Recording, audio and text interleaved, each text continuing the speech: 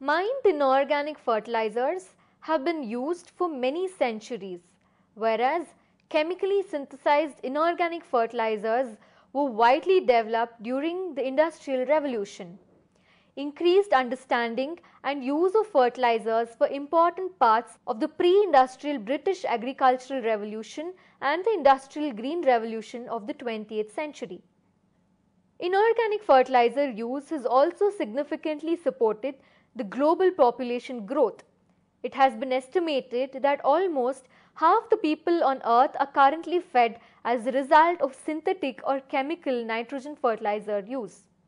Now let us look at how fertilizers provide nutrients in varying proportions to the plant. The 6 macronutrients, that is nitrogen, phosphorus, potassium, calcium, magnesium and sulfur. It provides 8 micronutrients, that is boron, chlorine, copper, iron, manganese, molybdenum, zinc and nickel. The macronutrients in plants are consumed in larger quantities and are present in plant tissues for quantities from 0.15% to 6% on a dry matter basis. Micronutrients are consumed in smaller quantities and are present in plant tissues on an order of parts per million ranging from 0.15 to 400 parts per million or less than 0.04 parts per million. Only 3 structural elements are required by all plants, that is carbon, hydrogen and oxygen. These nutrients are supplied by water through rainfall or irrigation and carbon dioxide in the atmosphere. Now first let us look at how to name a chemical fertilizer. In the US and Canada, the labeling scheme presents 3 numbers separated by dashes. The first number represents the percentage of nitrogen in the product. The second number, the phosphorus, and the third is the potassium. The generalized form is N-P-K. A 50-pound bag of fertilizer is labeled 16-4-8 contains 8 pounds of nitrogen, 2 pounds of phosphorus and 4 pounds of potassium.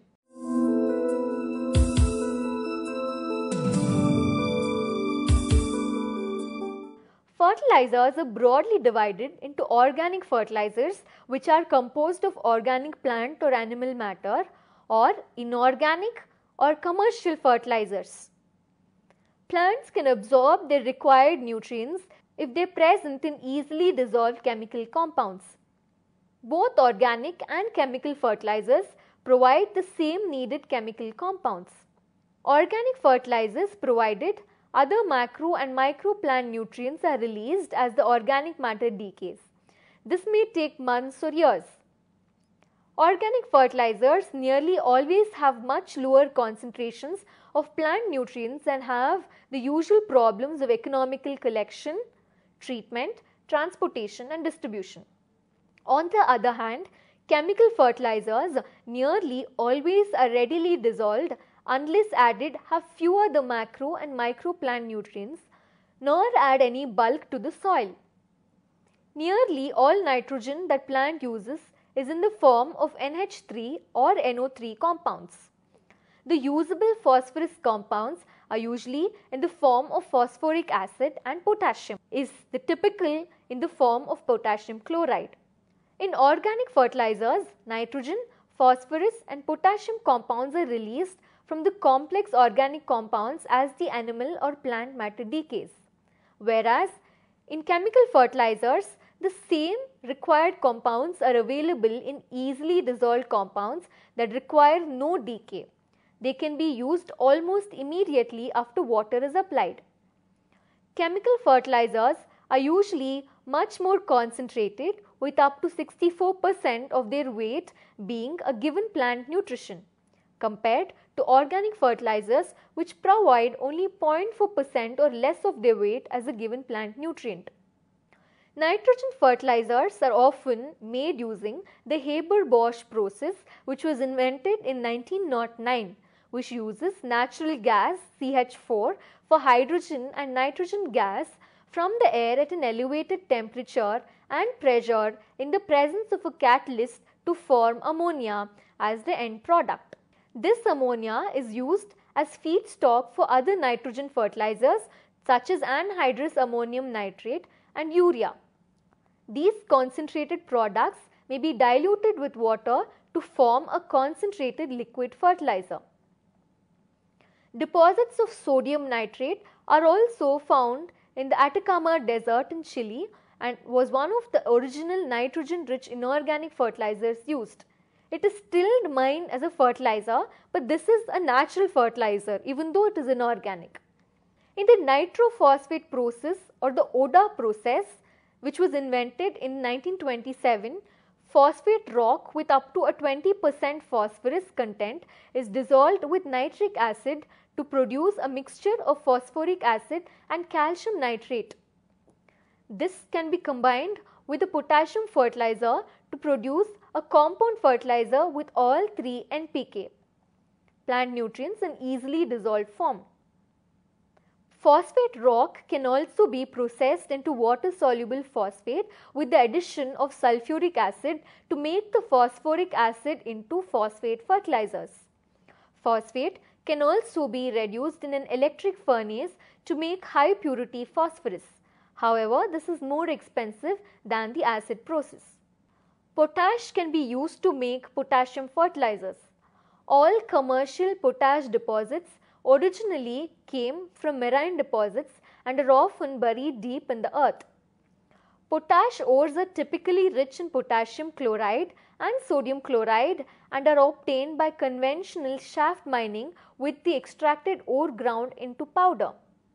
For deep potash deposits, hot water is injected into potash which is dissolved and then pumped to the surface, which is concentrated by solar induced evaporation. Compound fertilizers often combine nitrogen, phosphorus and potassium fertilizers into easily dissolvable pellets. The NPK ratios quoted on the fertilizers gives the weight percent of the fertilizer in nitrogen, phosphate and potash equivalents. The use of commercial inorganic fertilizers has increased steadily in the last 50 years, rising almost 20 folds to the current rate of 100 million tons of nitrogen per year. Without chemical fertilizers, it is estimated that about 1/3 of the food produced now could not be produced. The use of phosphate fertilizers has also increased from 9 million tons per year in 1960 to 40 million tons per year in 2000. A maize crop yielding 6 to 9 tons of grain per hectare requires 31 to 50 kg of phosphate fertilizer to be applied. Soya bean requires 20 to 25 kg per hectare. Yara International is the world's largest producer of nitrogen-based fertilizers.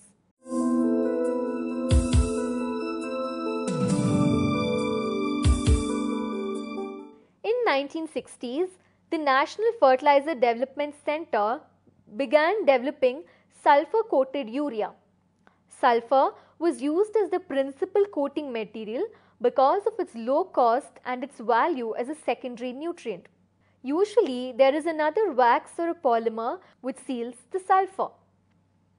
The slow release properties depend on the degradation of the secondary sealant by soil microbes as well as by mechanical imperfections like cracks in sulfur. They typically provide 6 to 16 weeks of delayed release in turf applications. When a hard polymer is used as a secondary coating, the properties are a cross between diffusion control particles and traditional sulfur coated. Other coated products use thermoplastics and sometimes ethylene vinyl acetate and surfactants. These are used to produce diffusion controlled release of urea or soluble inorganic fertilizers. Reactive layer coating can produce thinner, hence cheaper, membrane coatings by applying reactive monomers simultaneously to the soluble particles. A multi-coat is a process of applying layers of low-cost fatty acid salts with paraffin top coat. Besides being more efficient in the utilization of the applied nutrients, slow release technologies also reduce the impact on the environment and the contamination of a subsurface water. Application. A synthetic or a chemical fertilizers are commonly used for growing all crops with application rates depending on the soil fertility, usually as measured by a soil test and according to the particular crop. Legumes, for example, fix nitrogen from the atmosphere and generally do not require nitrogen fertilizer. Some studies have shown that application of nitrogen fertilizer on off-season cover crops can increase the biomass and subsequent green manure value of these crops, while having a beneficial effect on soil nitrogen levels for the main crop planted during the summer season. Nutrients in soil can be thrown out of balance with high concentrations of fertilizers. The interconnectedness and complexity of the soil food web means any appraisal of soil function must necessarily be taken into account interactions with the living communities that exist within the soil. Stability of the system is reduced by the use of nitrogen containing fertilizers which cause soil acidification. Applying excessive amount of fertilizer has negative environmental effects and wastes the grower's time and money. To avoid over-application, the nutrient status of crops should be assessed. Nutrient deficiency can be detected by visually assessing the physical symptoms of the crop. Nitrogen deficiency, for example, has a distinctive presentation in some species. However, quantitative tests are more reliable for detecting nutrient deficiency before it has significantly affected the crop. Both soil tests and plant tissue tests are used in agriculture to fine-tune nutrient management to the crops needed.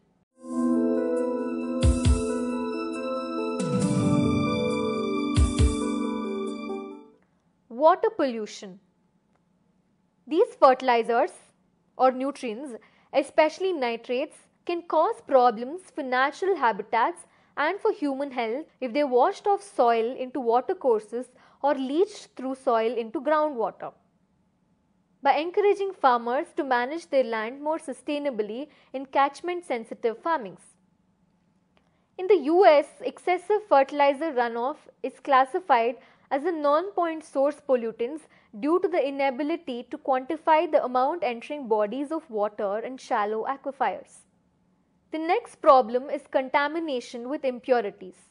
Common agricultural grade phosphate fertilizers usually contain impurities such as fluorides, cadmium and uranium. Although concentrations of cadmium and uranium, which are the heavy metals, are dependent on the source of the phosphate in the production process, these potentially harmful impurities can be removed. However, this is very costly. High pure fertilizers are widely available and perhaps best known as highly water soluble fertilizers containing blue dyes used around households.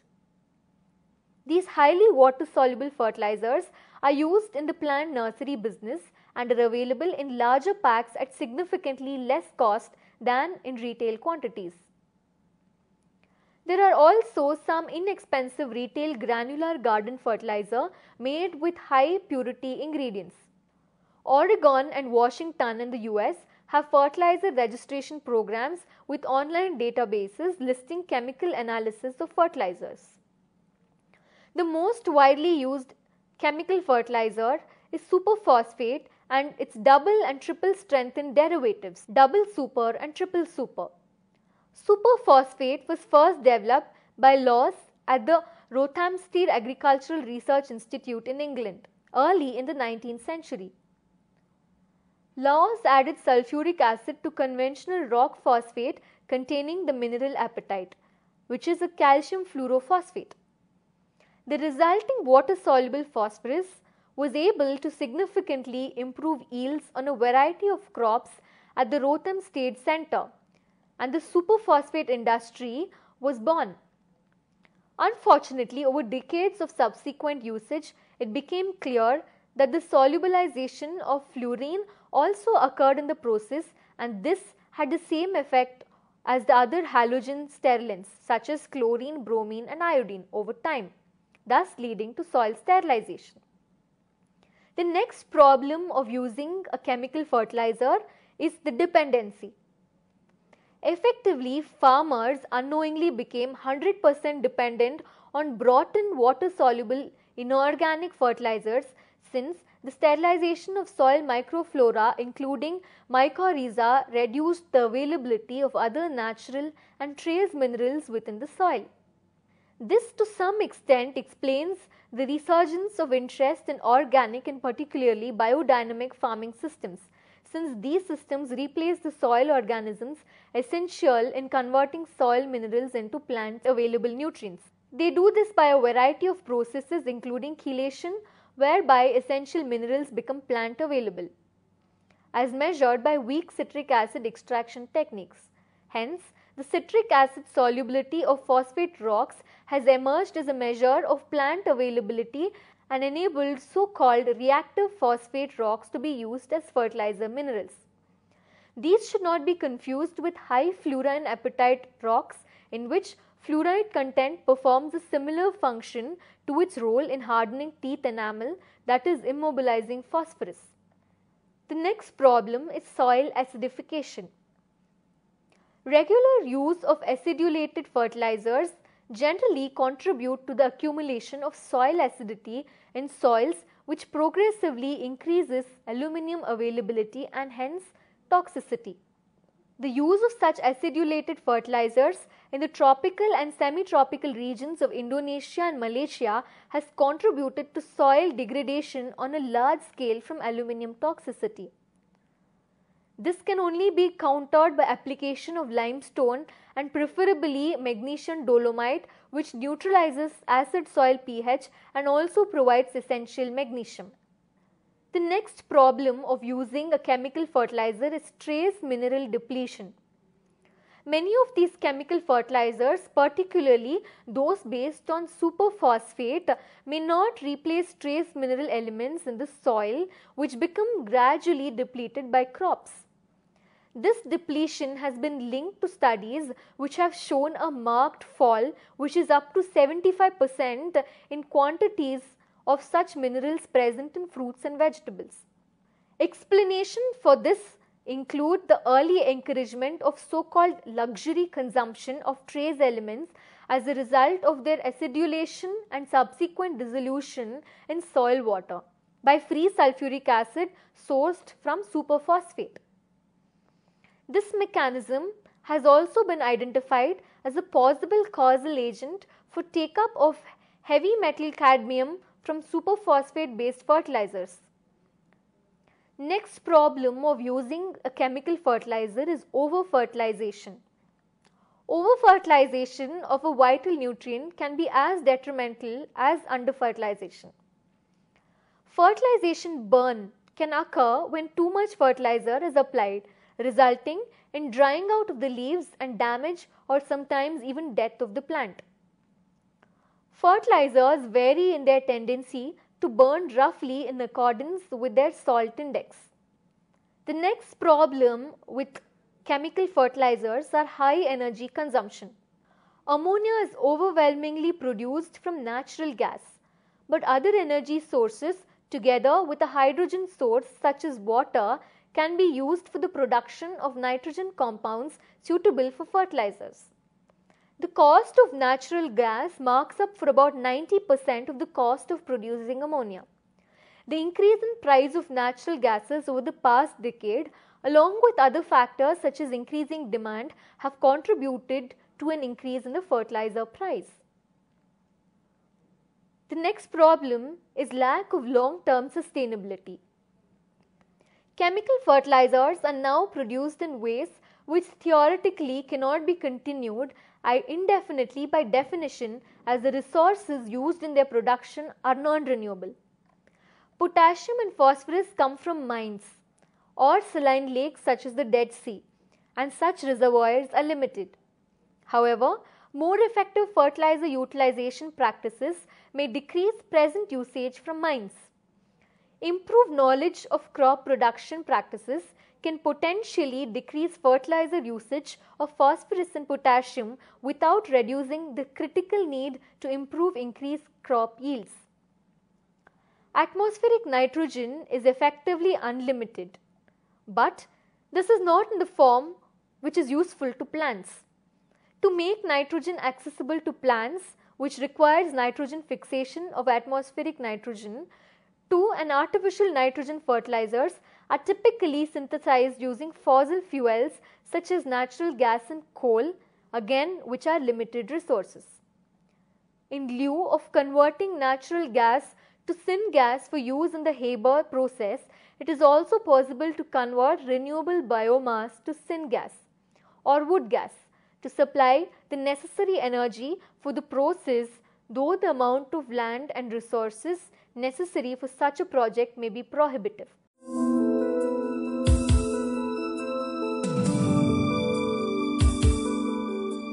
The first one is eutrophication. The nitrogen-rich compounds found in fertilizer runoffs are the primary cause of serious oxygen depletion in many parts of the ocean, especially in coastal zones. The resulting lack of dissolved oxygen is greatly reducing the ability of these areas to sustain oceanic fauna. Visually, water may become cloudy and discolored. It could be green, yellow, brown or red. About half of all the lakes in United States have become eutrophic, while a number of ocean dead zones near inhabited coastlines have also increased. As of 2006, the application of nitrogen fertilizer is being increasingly controlled in Britain and in United States. If eutrophication can be reversed, it may take decades before the accumulated nitrates in the groundwater can be broken down by natural process. The next is something called as the blue baby syndrome. High application rates of inorganic nitrogen fertilizers in order to maximize crop yields combined with the high solubilities of these fertilizers leads to increased runoff into surface water as well as leaching into groundwater. The use of ammonium nitrate in inorganic fertilizer is particularly damaging as plants absorb ammonium ions preferentially over nitrate ions, while excess nitrate ions which are not absorbed dissolve into runoff or groundwater. Nitrate levels above 10 mg per liter, which is 10 parts per million in groundwater, can cause blue baby syndrome. Blue baby syndrome is acquired methemoglobinemia, which leads to hypoxia and which can lead to coma and death if not treated. The next environmental problem is heavy metal accumulation. Steel industry wastes recycled into fertilizers for their high level of zinc, essential for plant growth. Wastes can include the following toxic metals: lead arsenic, cadmium, chromium and nickel. The most common toxic elements in this type of fertilizers are mercury, lead and arsenic. Let us now look at the effects of a chemical fertilizer on the atmosphere. Methane emissions from crop fields are increased by the application of ammonium-based fertilizers. These emissions contribute greatly to global climate change as methane is a potent greenhouse gas. Through the increasing use of nitrogen fertilizer, which is added at the rate of 1 billion tons per year presently to the already existing amount of reactive nitrogen, nitrous oxide has become the third most important greenhouse gas after carbon dioxide and methane. It has a global warming potential of 296 times larger than an equal mass of carbon dioxide, and it also contributes to stratospheric ozone depletion.